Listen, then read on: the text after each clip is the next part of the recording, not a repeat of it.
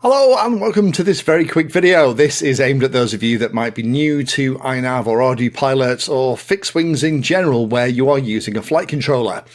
I'm making the video because although I have covered it in previous seasons and iNav for beginners and other setup video series, it appears that it's something that more and more people are bumping into as more and more people coming from the quad side, the hobby, into the fixed wing side.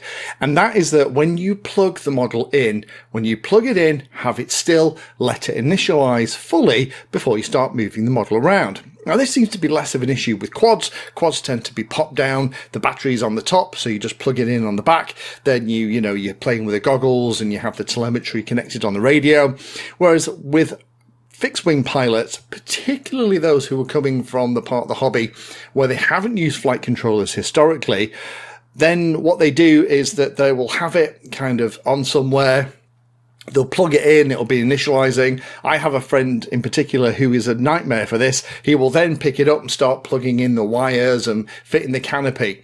Moving the flight controller or the stabilizer or any kind of electronics that have a gyro in it while it is initializing in those first 4 or 5 seconds can cause the gyro initialization to not work properly. And that means that when it tries to fly, it'll roll over drastically to one side, it'll pitch nose down or nose up, it won't fly great.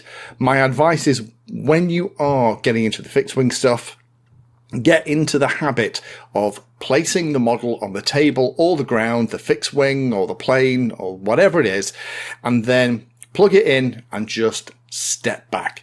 Wait until the iNav initialization tones beep, or if it's adhere pilot will give you that little trilling noise from the beeper to let you know that it's finished booting. Then, and only then, start picking it up, moving it around, tucking wires in, putting canopies back in place, etc.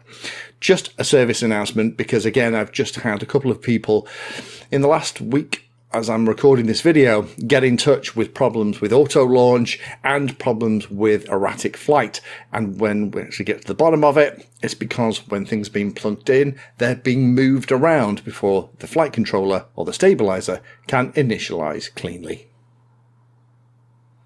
Thank you for watching my video. Check out the playlist, and adding Pedantry 360 to your search terms will help you find my content. If you haven't done so already, please hit the like and subscribe button. It helps a lot. You can support the time I spend here answering questions and helping others by using the links in the video description.